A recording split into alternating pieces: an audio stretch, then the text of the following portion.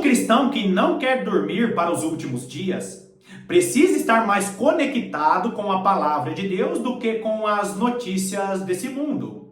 Ainda que seja importante se posicionar como um cristão em todas as áreas da sociedade, se as áreas da sociedade tomam mais o seu tempo do que a sua comunhão com Deus, do que a sua comunhão com a palavra de Deus, significa que você é um sério candidato, que você é uma séria candidata a dormir nos próximos anos, talvez nos próximos meses. Deus está preparando um povo para ser um povo forte nos últimos dias, e esse povo será conduzido ao deserto dos povos. No vídeo de hoje, nós estaremos mais uma vez falando a respeito da Igreja de Cristo, que será conduzida ao deserto dos povos. E essa igreja será conduzida ao deserto dos povos justamente porque a maior parte dos cristãos estão distraídos com a besta de 7 cabeças e 10 chifres e com o sistema da grande Babilônia, da grande meretriz. Seja muito bem-vindo a mais essa meditação do canal A Lâmpada para os Meus Pés.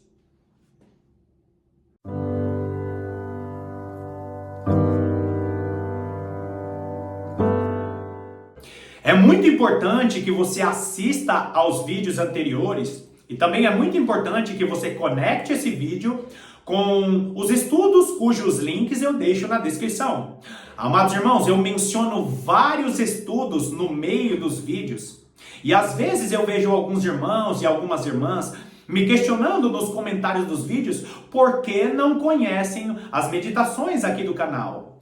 Todas as meditações aqui do canal não são meditações que eu trago uma nova revelação. O que eu mostro para você é que a palavra de Deus, ela está toda conectada e existem profecias para a Igreja de Cristo, para a Igreja dos últimos dias, e para que entendamos cada uma dessas profecias, você precisa conectar vários estudos. Então, assista ao vídeo anterior e conecte os estudos paralelos para que você possa estar se alegrando conosco nessas revelações. Combinado? Então, entendendo tudo isso, nós estamos meditando nesses 2 vídeos, nessa pequena série de mensagens sobre a igreja que será enviada ao deserto.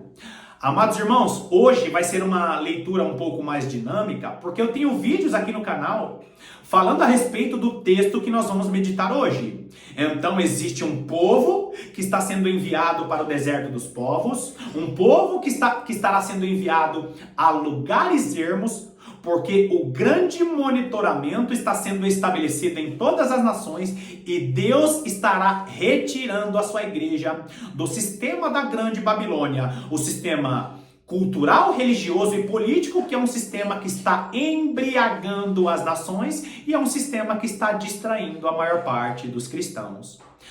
Deus está preparando o povo que vai para o deserto dos povos, porque somente no deserto, somente em lugares ermos, o Senhor consegue falar com sua igreja face a face. Vai lá comigo em Cantares, ou Cântico dos Cânticos. Capítulo 8, nós vamos ler dos versículos 5 até o versículo 7. Versículo 5 diz assim: quem é esta que sobe do deserto e vem encostada ao seu amado?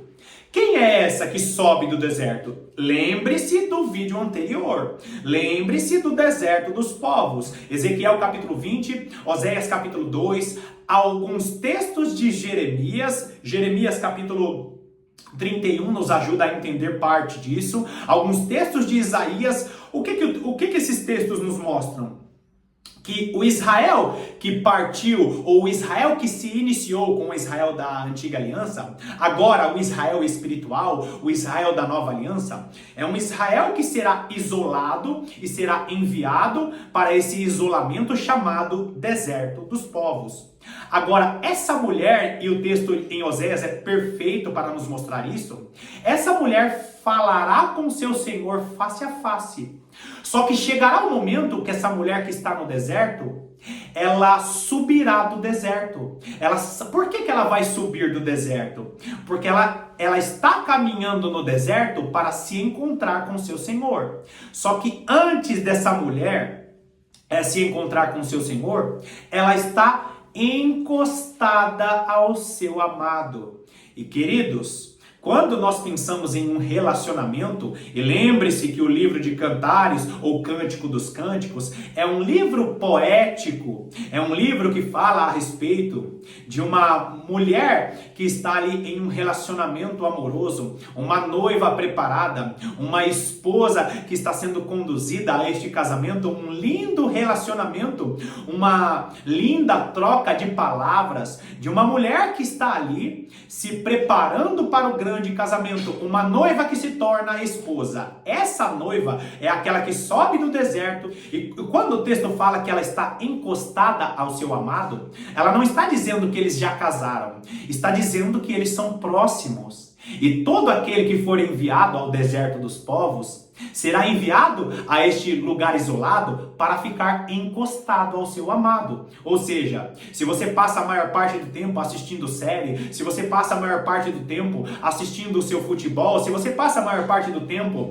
assistindo política, saiba, em um determinado momento da história, você, cristão, você que estiver vivo neste tempo, você que estiver sendo preparado para este tempo, você será enviado ao deserto dos povos, para quê? Para estar encostado ao seu amado, longe das distrações, dos entretenimentos deste mundo. Então, a igreja de Cristo estará no deserto porque ela tem que se encostar ao seu amado. Só que o versículo 5 é uma pergunta, quem é essa?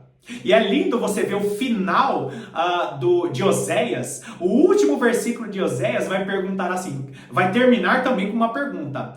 Quem é sábio para entender essas coisas? Quem é sábio? Mas que coisas, Oséias? O profeta Oséias, que coisas são essas? Que coisas são essas? Quem será sábio nos últimos dias?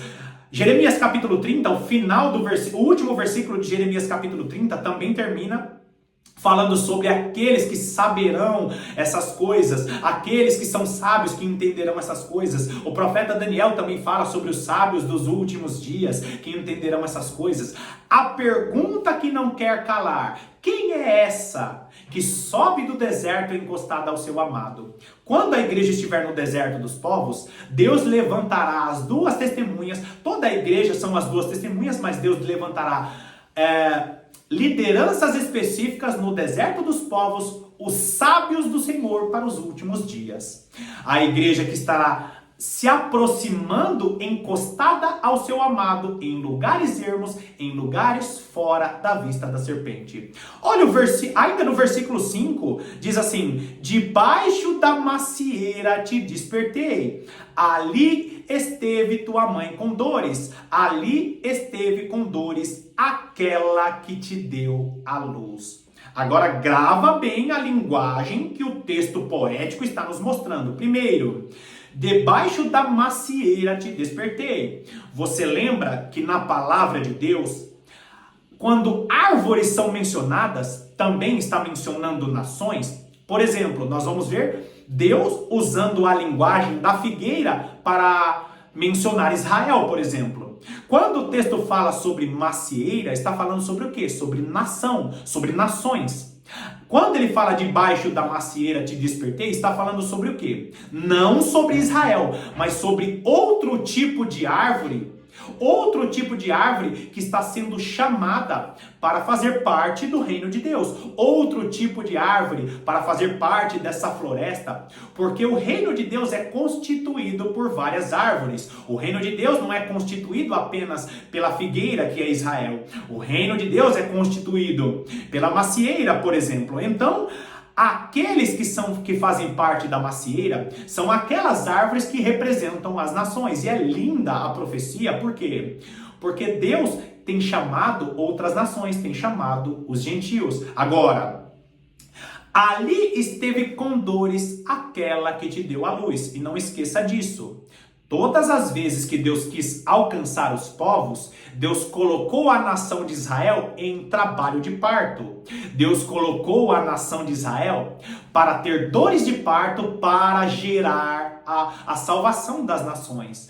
Por que que a nação de Israel ela foi cega? Por que que a nação de Israel, os seus olhos foram cobertos para não compreender toda a revelação da nova aliança? Por que que aqueles que eram do Senhor não receberam Jesus Cristo? Eles passaram por momentos de dores de parto para que a salvação chegasse aos gentios.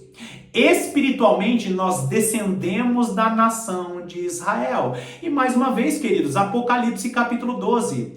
Tem muita gente, e a teologia da substituição é uma das teologias mais introduzidas na igreja, principalmente através das igrejas históricas. Você sabe o que é teologia da substituição? A teologia da substituição, infelizmente introduzida na maior parte das doutrinas pré-tribulacionistas, eles ensinam que Deus rejeitou Israel e que agora é com a igreja. Só que Deus não rejeitou Israel. O que acontece? Israel precisa entrar na nova aliança para fazer parte da igreja glorificada, da esposa do Senhor. Ou seja, aqueles que descendem de Israel, foi aqueles que foram gerados de Israel. Queridos, se não fosse o sacrifício de Jesus Cristo na cruz do Calvário, nós não faríamos parte da família de Deus, da nação de Israel. Romanos capítulo 10 e Romanos capítulo 11, especificamente Romanos capítulo 11, vai dizer o quê? Que nós não podemos ignorar o mistério. Que mistério? Que em parte os judeus foram cegados para que entrasse a plenitude dos gentios. Ou seja, por causa da cegueira deles, por causa das dores de parto que o Israel literal sofreu, nós fomos gerados. Aí você vai para Gálatas e você vai ver o quê? O apóstolo Paulo dizendo que sofreu dores de parto para que Cristo fosse gerado naqueles discípulos ali da Galácia. Ou seja, um grupo de pessoas acabam sofrendo para gerar a salvação de outros. Talvez você que esteja me assistindo, você esteja passando por momentos de sofrimento para gerar a salvação de um familiar, para gerar a salvação de um marido, para gerar a salvação de um povo, para gerar uma salvação de uma nação. Agora, o período da grande tribulação é chamado de o período das dores de parto. E mais uma vez Israel sofrerá com dores de parto, com a grande tribulação, porque a nação de Israel estará gerando a salvação de judeus. É quando começa ali a plenitude dos judeus, porque sempre quando Deus vai levantar uma nação forte com grande poder e autoridade, alguém gera esse poder e essa autoridade. Alguém gera esse poder, essa unção. Para gerar uma unção tem que haver o aperto da azeitona. Para gerar um milagre que é um filho, tem que haver dores de partos. Então o texto ele diz o quê? Aquela que te deu a luz, ali esteve com dores de parto. Então os gentios foram gerados por causa daquela que em determinado momento foi nossa mãe, a nação de Israel. E queridos, nós precisamos ser muito gratos. Sabemos que Israel pecou, sabemos que Israel negou o Messias, mas se não fosse a palavra de Deus que veio por eles, a salvação não teria chegado a nós. Agora, olha o versículo 6. Põe-me como selo sobre o seu coração, como selo sobre o teu braço. Porque o amor é forte como a morte e duro como a sepultura. O ciúme, as suas brasas são brasas de fogo, são veementes labaredas. Aqui está falando sobre o quê? Sobre o amor do nosso Senhor, o amor do noivo para com sua noiva. Agora, não esqueça, esse é o período do deserto, esse é o período das dores de parto. A igreja está no período do deserto e o período do deserto serve para quê? Para que o Senhor venha selar a sua igreja. O que é um selo sobre o coração? É quando o coração, e coração na palavra de Deus está falando a respeito de entendimento aqui, é quando todos aqueles que serão selados terão o selo de Jesus Cristo em seu coração. Ou seja, quem não recebe Jesus Cristo como Senhor e Salvador, não tem o selo no coração. Quem não tem o selo no coração não faz parte dessa noiva que está sendo preparada no deserto. E o texto ainda fala sobre como selo sobre o braço. O que é selo sobre o braço? Braço fala a respeito de atitude, de ações. Lembra que Jesus Cristo, no Antigo Testamento, especificamente no profeta Isaías, ele é o braço do Senhor? Ele é aquele que executa a vontade do Senhor? Então, como Jesus Cristo no Antigo Testamento é o braço do Senhor, a igreja, ela vai agir com poder e autoridade. As atitudes da igreja mostrará o selo do Espírito Santo sobre a nossa vida. Então, você cristão que foi enviado ao deserto dos povos, primeiro, você terá que ter Jesus como Senhor e Salvador. Senão você não é cristão. E segundo, o selo vai estar no braço, por quê? Porque o Senhor estará usando a igreja no deserto dos povos com poder e graça para fazer maravilhas e para produzir as catástrofes aqui nessa terra. A igreja nos últimos dias será usada com poder e graça e catástrofes e maravilhas vão acontecer. E exemplo disso são o toque das trombetas. Essa igreja, que é uma igreja que será tão próxima de seu Senhor, que o amor será semelhante ao amor de 1 Coríntios capítulo 13, ou seja, a igreja receberá a capacidade de entregar a sua vida ao Senhor. É um amor que produzirá poder e autoridade como as veementes labaredas. E por fim, queridos, versículo 7... As muitas águas não poderiam apagar o amor, nem os rios afogá-los. Ainda que alguém desse todos os bens da sua casa pelo amor, seria de todo desprezados. O texto menciona as muitas águas que não podem apagar esse amor. Amados irmãos, que muitas águas são essas? Basta você ir para Apocalipse. Olha como a Bíblia é toda conectada. Vai para Apocalipse capítulo 12, e essa mesma mulher do deserto é a mesma mulher de Apocalipse 12. Você vai ver que a grande serpente, o grande dragão, vai arrojar de sua boca rios. As águas dos rios, que são dois tipos de águas e rios. Primeiro, na palavra de Deus, rios e águas que vêm do mar, rios e águas que saem ali do mar, rios e águas que saem de uma nascente, pode representar ensinos, rios de ensinos. Rios na palavra de Deus significa ensino. Tanto é que a própria palavra vai dizer que aquele que crê no Senhor, do seu interior fluirão rios de água viva. Ou seja, existem os rios da palavra de Deus e também existem os rios de engano.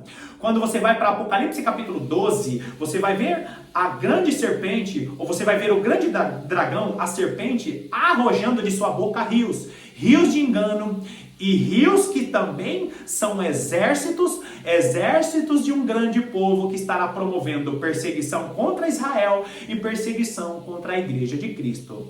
Só que esses rios, queridos, não vão poder apagar, não vão poder separar, nada poderá nos separar do amor de Deus que está em Cristo Jesus, nosso Senhor. Tribulação não poderá apagar, não poderá nos afastar, tribulação não poderá, altura não poderá nos afastar do amor de Deus que está em Cristo Jesus. Nem altura, nem profundidade, nem perseguição, nem tribulação, nem os rios do engano poderão nos separar do amor de Deus, do amor de Jesus Cristo. Por quê, queridos? Porque nós teremos esse selo no coração. O texto na palavra de Deus nos mostra que haverão rios de engano e esses rios não poderão nos afastar do amor de Jesus Cristo. Ainda que alguém desse todos os bens da sua casa pelo amor, seria de todo desprezado. O texto menciona bens de sua casa, e a igreja que estará no deserto dos povos não poderão comprar e vender, ou seja, não tem bens para doar. O que vai acontecer com a igreja nos últimos dias é semelhante ao que aconteceu com a tribo de Levi no Antigo Testamento. O Senhor começou a repartir as terras para as outras tribos, e aí o Senhor olha para a tribo de Levi e diz assim: a herança de vocês é o próprio Senhor. A igreja dos últimos dias não terá bens porque não poderá comprar e vender. Porém, essa igreja é uma igreja que terá o amor de Jesus Cristo em seu coração. É a igreja que não terá bens materiais, mas é uma igreja que será rica, com poder e autoridade, e será cheia do amor de Jesus Cristo. Amados irmãos, Deus está preparando uma igreja no deserto dos povos. Deus está preparando uma igreja para ir ao deserto dos povos. E essa igreja será preparada para ficar face a face com seu Senhor. A minha pergunta é: será que você será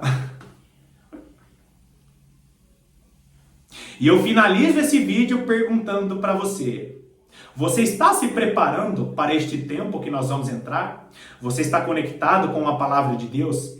Será que você está 100% conectado com a internet?